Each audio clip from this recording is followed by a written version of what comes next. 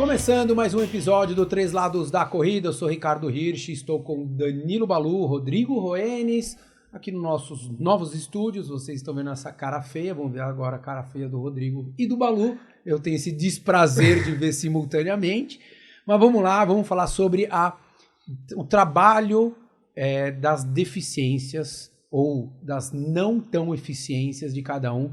Então a gente vai trabalhar em cima do princípio básico do treinamento, que é a especificidade. Então a gente entender, né, Balu, o que é que cada corredor tem que melhorar e entender as suas capacidades ou as suas deficiências. É isso, né? É isso, né? Tentar, assim, não vou dizer escolas, mas você pode ou melhorar as suas fraquezas ou fortalecer ainda mais as suas qualidades. Né? Faz bastante de pessoas mais experientes ou que já correm há mais tempo, vamos dizer assim, talvez comece a faltar opções então valha mais a pena você melhorar aquilo que você é fraco. Né? Até porque alguém que é menos experiente, ela responde muito bem, como ele está mais embaixo, a tudo. Depois, em algum momento, assim, bom, esse cara ali, sei lá, ele é ruim na subida, então vamos enfatizar um pouco mais para que ele melhore essa qualidade. Parece meio óbvio, né? Então, parece melhorar, meio, né? Isso, parece meio óbvio. Mas quanto mais experiente ou quanto mais treinado, talvez você tenha mais oportunidades quando você vai melhorar as suas fraquezas. É mais fácil enxergar isso quando vocês treinadores, quando esse cara está correndo uma prova, onde você, de alguma maneira, ou ele passa, ou se vocês estão na prova, vocês veem o ponto fraco dele, ou ele durante o treinamento? Eu gosto de identificar isso quanto antes. Eu acho que assim, dá pra gente identificar muito, e eu acho que até de uma forma mais assertiva, se você observar os treinos. Porque a prova é um dia específico. E daí aquele dia, é um dia que você tá cansado, é um dia que o corpo não respondeu, é um dia que mentalmente você não estava tão disposto a querer lutar ou a brigar por, de repente, manter aquele ritmo ou passar por uma dificuldade que possa aparecer. No treinamento, você fala, tá bom, hoje era um cansaço. Daí na semana seguinte ou no outro treino, não, era o estímulo, era o acúmulo do treino anterior. Então você começa a identificar e cada vez mais você vai afinando a sua leitura. Pelo menos eu costumo ver dessa forma. E daí você consegue, acho que, identificar. Mas esse cara tem... Esse corredor, né? A corredora tem mais dificuldade em colocar velocidade. Ele tem dificuldade em segurar uma alta intensidade por mais tempo. Quando tem subida, quebra, ele sente muito. Então, acho que... Eu não vejo... Como é que você vê isso, Balu? Você também vê dessa forma ou não? Eu acho mais fácil em treino. Acho mais fácil em treino e acho que é mais fácil ainda em treino em grupo. Em grupo. Porque, por exemplo, a gente pode... Os três aqui... vamos fazer treino na subida. Tiros na subida, daí eu estou ganhando todos os tiros na subida. Agora tiro longo, aí eu fico em último no tiro longo. Fico o último para trás. Assim, então você tem essa deficiência. Ou você. São hipóteses, né? Eu já pensei na migué, sabe? Se eu vou fazer sozinho, eu posso ir mais na boa. eu já pensei. Não, mas seria assim, beleza, se ele está chegando à frente no tiro na subida, ele tem uma qualidade que é tiro à frente. Ele chegou muito atrás no treino longo. Talvez ele tenha uma deficiência no meu caso, eu tenho uma deficiência no treino longo. Então, quando você tem, primeiro, o treino, você tem isso que o Ri falou, de várias oportunidades distintas, e em grupo você consegue criar parâmetros de comparação. Então, para mim, disparado é mais fácil observar isso no treino. E você treina muito mais do que você compete, né? Uhum. Então, você tem uma amostra muito maior. Se você faz uma prova por mês, só para facilitar o raciocínio, o cara treina 20 vezes e compete uma vez. Então, eu tenho 20 amostras e uma amostra de competição. Então, acho que o treino ajuda muito mais. Eu acho que o que é importante, assim, para quem a gente não falou muito aqui, mas alguns exemplos, eu acho que a gente pensar que... vamos pensar em dois corredores, seja homem, mulher, né, quem quer que seja, com o mesmo objetivo. Às vezes, vamos colocar aqui, vamos supor eu e o Balu, a gente corre os 10 mil para 40, os dois. Melhor tempo de 10, 40 e 40. Para fazer uma meia ou uma maratona, pode ser que o Balu consiga colocar uma velocidade muito mais próxima do 4, que é o 4 por mil nos 10 mil, do que eu. Porque às vezes ele tem uma capacidade dele, de tudo, fisiológico, muscular e tudo mais, e mental, que ele consegue, vamos supor, sei lá, perder 10 segundos por quilômetro e ele faz a maratona para 4:10. Você fala, caramba, mas ele... Por isso que a gente fala que a gente não é a favor muito dessas fórmulas, né? Por quê? Porque às vezes eu tenho essa dificuldade. Eu já peguei aluno que tinha uma grande dificuldade de manter alta intensidade por mais tempo. E era um cara rápido.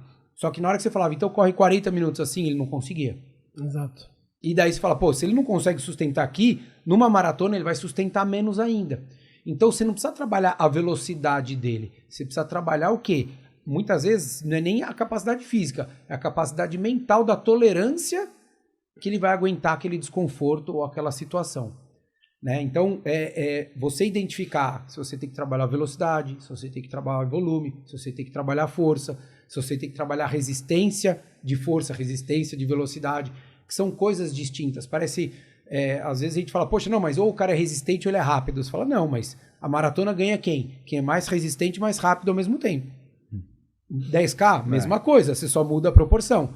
Né? Então você fala, pô, mas o cara corre para 26 os 10. Então, você acha que esse cara não é resistente? Né? Ele tem que ser resistente e tem que ser extremamente rápido, porque quem vai dar tiro a 2,30 e pouco, né? O quilômetro? Tem que ser rápido. Tem que ser rápido. Então esse cara ele tem que trabalhar a velocidade, mas muitas vezes a gente fala muito, acho que a gente já falou sobre isso. Quando a gente falou da transição de corredores para maratona, que saía dos 5 e dos 10, né? Acho que a gente falou um pouco disso, né? Por quê? Porque esses caras, os profissionais, eles já têm uma velocidade muito grande. Eles já correm normalmente para 2,45 os 10 mil o quilômetro, né? Da 27,30. Então você fala, pô, para ele correr a 3, não é uma velocidade que para ele é extremamente desgastante. Então eu preciso melhorar o quê? Eu não preciso fazer ele correr para 2,20. Eu preciso fazer ele conseguir sustentar por mais tempo possível. Mais tempo possível, perto dos 3, 2,55. Da forma mais confortável possível.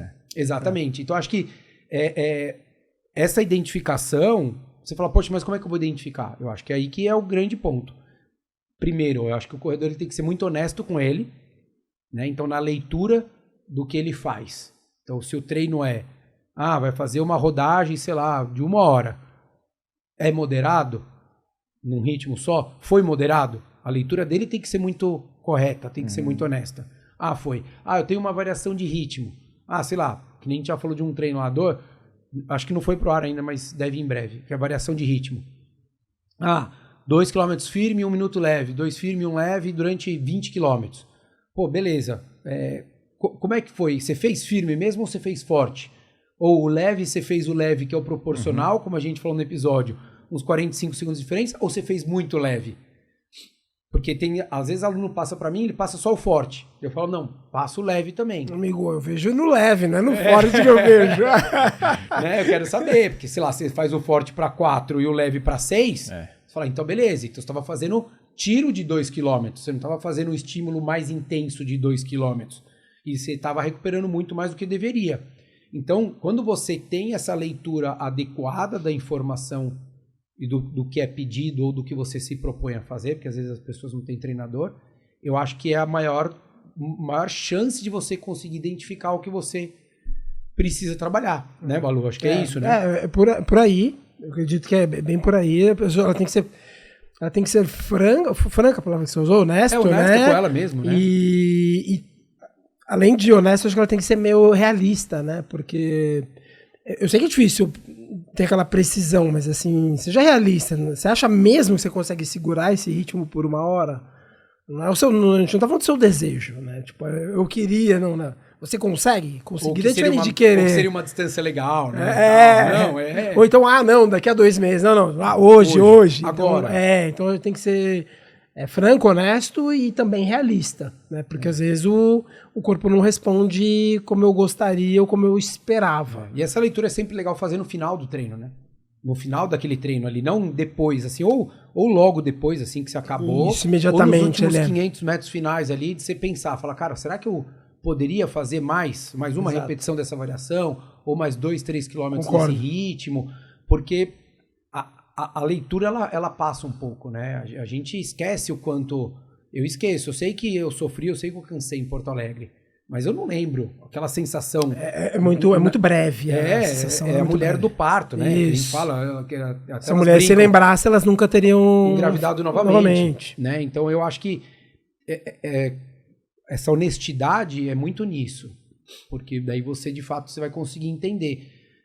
Eu lembro quando eu estava num treino para Porto Alegre, daí eu fui correr com o Guza, que a gente até conversou, lembra do projeto Sub 240? E daí ele falou, pô, Ricardinho, como é que você, cara, como é que está os seus treinos, tudo? Eu falei, eu não tô trabalhando tanta velocidade, porque se eu tiver bem treinado, eu sei que eu corro num ritmo X, os 10K, eu não preciso, e eu sei que eu não vou correr a maratona nesse ritmo. Então, na realidade, para mim, o que eu preciso fazer não é melhorar minha velocidade, é melhorar minha capacidade para sustentar, que foi o que eu falei. A gente puxa, parece que a gente até puxa o saco, mas quem fala isso de forma muito didática é o Renato Canova. Ele fala mais ou menos nessa linha que, não que você falou agora, mas que você falou um pouco antes dos 10 mil. Mas se o cara faz os 10 mil, vou usar os números do Rio só para facilitar, a 2,45, mas ele quer correr a maratona. Esses números a 3. Não são meus, eu só falei, tá? Não, usando os números que você falou. Se o cara corre o 1.000 a 2,45 durante os 10 km e quer correr a maratona 3, não faz sentido você trazer esse 2,45 para 2,40, 2,38. Não faz sentido. Né? Não, 2,38 nem sei se dá agora, tem que fazer de cabeça. Mas não tem por que você ficar baixando para 2,40. Né? Você tem que dar um estímulo ali, vez ou outra, para ele continuar a fazer os 2,45, mas a ideia é fazer com que o 3,5... perder o mínimo possível, isso, né? Mas fazer com que o 3,5 vire 3. Então você dá uns estímulos que mantenham as qualidades dele, mas você não fica trabalhando a qualidade. Você tenta trabalhar aquilo em que ele é mais fraco. O amador é impossível, que não tem um treinador, é impossível ele identificar esses pontos fracos. Dá sim, por exemplo, você pega... Ele tem que ser um cara muito dedicado e muito estudioso para ele não ser um entusiasta, né? Então, assim, a gente até um dia a gente falou com o Iberê. O Iberê é um cara que não tem treinador. E ele, uma vez a gente falou, lembra? A gente falou aqui com ele. A gente falou na transmissão de Londres. A gente falou com ele, né? Verdade. É um corredor aqui de São Paulo que a gente conhece, corre super bem, e ele é um cara que não tem treinador, mas ele é um cara que ele gosta de estudar, ele vai atrás. Então ele vai atrás de treinador, ele vai atrás de atleta, no Brasil, fora. Então, daí sim você consegue. Óbvio, ao nosso olhar é muito simples. Eu tenho certeza que se qualquer pessoa for treinar um mês com o Balu, um mês comigo, a gente já consegue traçar o perfil, 90% a gente acerta. Por quê? Porque a gente já tem uma amostra de 20, 25 anos trabalhando com isso que faz uma diferença grande. Mas o amador sozinho, de fato, ele não tem tanta facilidade, mas dá. Eu acho que se ele se conhece um pouco, se ele é um cara honesto. não muito honesto, não muito iniciante, por exemplo, um modelo muito fácil de saber isso, você tem ali a tabela, o VDOT, né, do Jack Daniels. Não é a bebida. Não é a bebida. A gente repete várias vezes. E o que tem aqui, é água, café e água. Tá? Ele estabelece uma tabela que ela vem ficando robusta ao longo do tempo e das gerações, porque você vai aumentando a sua amostra. E ela fala, se o cara corre os 10 para... Se ele correu semana passada os 10 para 40 minutos, você estabelece que ele vai correr a meia, vou dar números aproximados de cabeça, que eu não tô com a tabela aqui. Agora tem vídeo, né? Peraí que eu vou pesquisar, enquanto ele vai falando, corta pro Balu. Que ele vai correr os 21 para por volta de 4,10. Se esse cara, né, que é iniciante, não tem treinador, ele não faz a meia para 4,10, mas ele faz para 4,20, a gente sabe que ele tem uma deficiência mais na parte aeróbia. Né? E, teoricamente, os 5 dele seria um pouco mais rápido, porque ele tem uma fortaleza ou uma qualidade no anaeróbio. Então, se a pessoa ela tem 2, 3 amostragens recentes, nem que ele precisa fazer prova, mas se ele tem, ele consegue ali dizer mais ou menos quanto ele faz 2 ou 3 distâncias, você já acaba meio que tendo uma ideia, um norte. Eu abri aqui, até vai aparecer a imagem, mas não tem problema nenhum aqui. Se você colocar VDOT chart, que é como se fosse uma tabelinha, vai aparecer no Google 1 milhão dessas tabelas, e daí tem aqui uma que ele coloca desde a meia maratona para 2 horas e 21 até a meia maratona para 1,18. Então, daí só que ele passa por 1.500, a milha, 3.000, 5.000, 10.000, 15, meia e maratona. Exato. Então você tem um caminho ali que se você olha, você tem mais ou menos uma noção, ele te dá mais ou menos um norte. E aí, Se você vê, eu corro 5 para tanto, não tô alcançando os 10, daí você para e começa a pensar e analisar o porquê. E aí, então, com essa curva, você já resolve alguns dos problemas, que é tipo saber onde que você consegue melhorar. A ideia da curva não é dizer que você consegue gabaritar a curva inteira, mas ele te dá um norte, cara. Que é como o próprio Iaço que a gente falou, né? O Iaço, assim, o 10.800 no essas ritmo da formas, prova. a gente fala que eu e o Balu, a gente fala que a gente não gosta, porque as pessoas elas querem aquilo. Não, se eu faço tanto no teste de 3.000, eu tenho. Não, você não tem nada. A gente gosta e não gosta. A gente nada. gosta, mas a gente, por compreender as limitações disso, a gente fala não gosta porque a gente compreende as limitações. Acho que a pessoa que criou compreende as limitações. É o leigo, o iniciante, que acham que aquilo tá marcado em pedra. Acho que é matemático só. Acha que é 2 mais 2. Isso. E na realidade não é. Tem uma variação. Por quê? Em cima do tema do episódio, da especificidade. Então você vai falar, poxa, quem tem os 10 para 40 tem que correr a meia para 27, 28 e tem que correr a maratona para 3 horas. Será? Eu tenho aluno que nunca fez nunca tinha feito a meia abaixo de 1,29 e fez a maratona para abaixo de 3 horas. E como é que explica isso? Você entendeu? A própria Adriana Aparecida, o melhor tempo dela acho que é 1,14 na meia, alguma coisa assim, e o tempo dela é 2,29 na maratona. Né? Pode ser que eu tenha errado, mas a diferença é muito pequena, que seja 1,13 para 1,29, mesmo assim, é muito pouca a diferença que você tem. Mas por quê? Porque a capacidade dela, e óbvio, muitas vezes também o treinamento que ela recebia, também faziam com que ela tivesse uma resistência muito grande. E eu acho que o ponto para todo mundo é você ser muito, de fato, honesto do que qual é a sua fraqueza, porque a qualidade a gente sabe. Vai lá, putz, eu subo e não sinto a subida. Tem gente que, de fato, sobe e sente muito pouco. Beleza, ótimo, então use isso a seu favor, mas identifique o que é ruim. Porque é muito mais fácil, mais desconfortável, penoso, né? isso. Mas é mais desconfortável você melhorar as suas fraquezas, porque não é legal, você não tem o feedback positivo, porque você fica dando tiro na subida e chega em último. Não é legal, a gente sabe disso. E não é porque você vai treinar a subida que você vai subir melhor que os outros, você só vai melhorar a sua capacidade. Isso, você vai ser menos ruim. Né? Você vai continuar não ganhando nenhuma prova em subida, mas você vai menos ruim. E nessa de ser menos ruim, você ganha tempo. Então, a pessoa, quando ela identifica, e esse é um ponto um dos benefícios que eu sempre falo para as pessoas. Balu, precisa ter treinador? Não precisa, eu não acho que precisa ter treinador, não acredito mesmo. Mas o treinador é bom por isso, né? O treinador, ele te faz... A tua curva de aprendizagem pode ser mais curta. Isso, e ele também te faz trabalhar, né? Perfeito, e ele também te faz... trabalhar daquilo que você foge. Então, mas não gosta de fazer subida, o treinador manda você fazer subida. Tem aluno que fala pra mim, cara, eu odeio o tempo run. Eu falo, beleza, é nesse que eu vou te encher o saco. Exato, porque se ele monta o treino, ele tira o tempo run. Nesse caso, a gente tá, óbvio, tomando como referência amador. Tem alguns atletas profissionais que, por alguma razão, deixaram de treinar com algum treinador para se treinarem. Esses caras, eles têm um grau de conhecimento muito maior.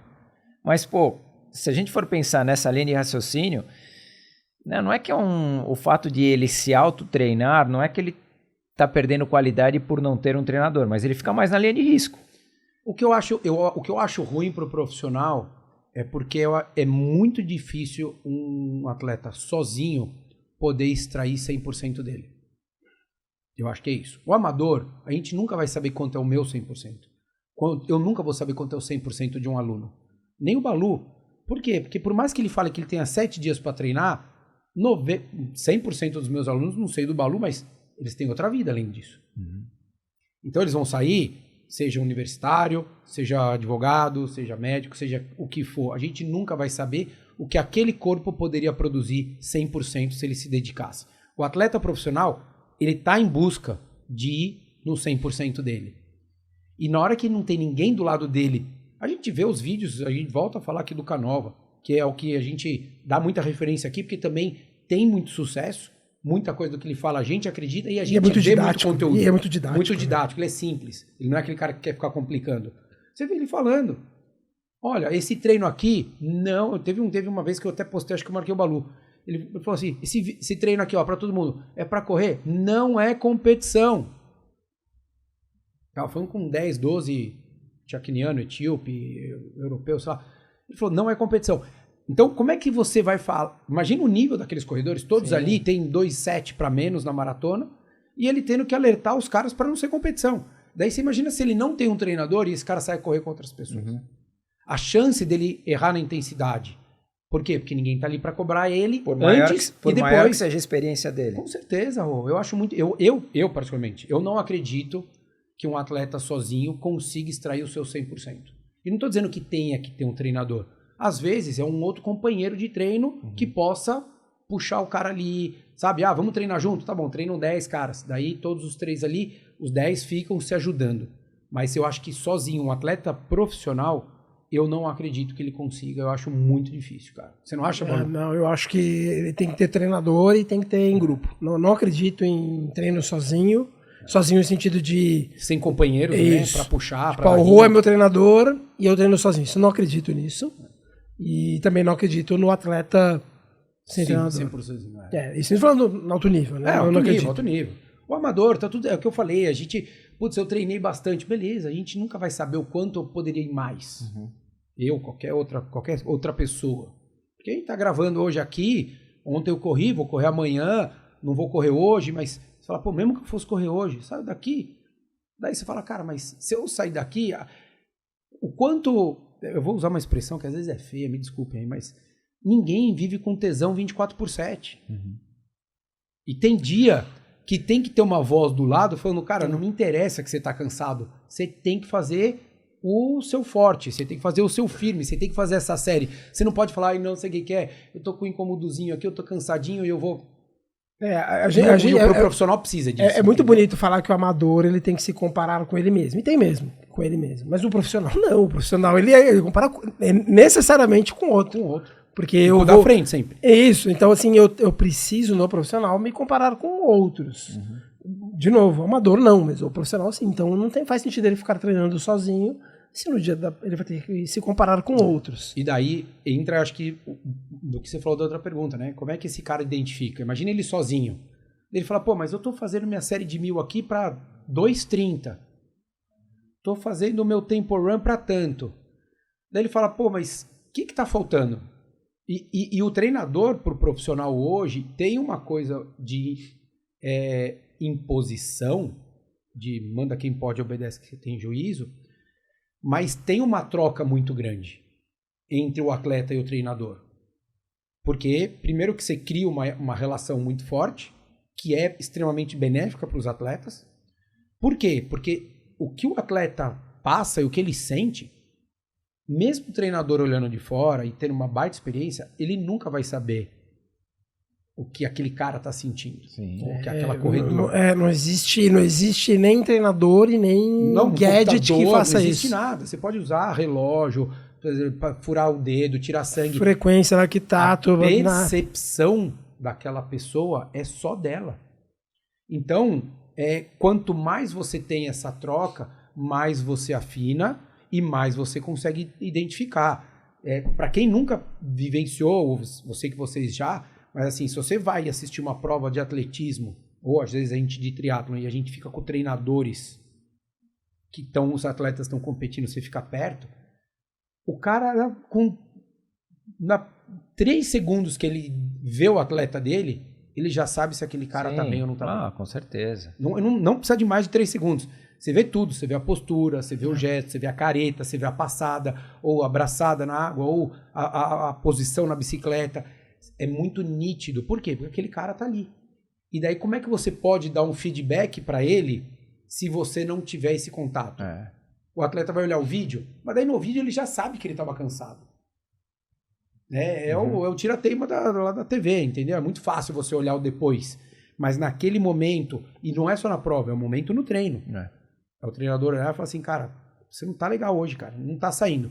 Daí se ele não falar nada e o atleta fala, poxa, eu tinha que fazer para 2,30 minha série de 1.000 e saiu para 2,35 e o treinador olhou e viu que estava difícil, ele não vai falar você tá errado, tá ruim.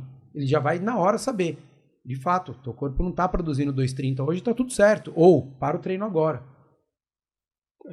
Sim. Por isso que eu acho que o treino em grupo eu não treino em grupo por uma questão de agenda, cara. Eu prefiro, assim, né? Porque eu sou chato de, não quero treinar com pessoas. Não, você é chato por outros motivos. Por outros motivos. Não por esse, assim. Pô, é muito bom você treinando e tem dia que tá...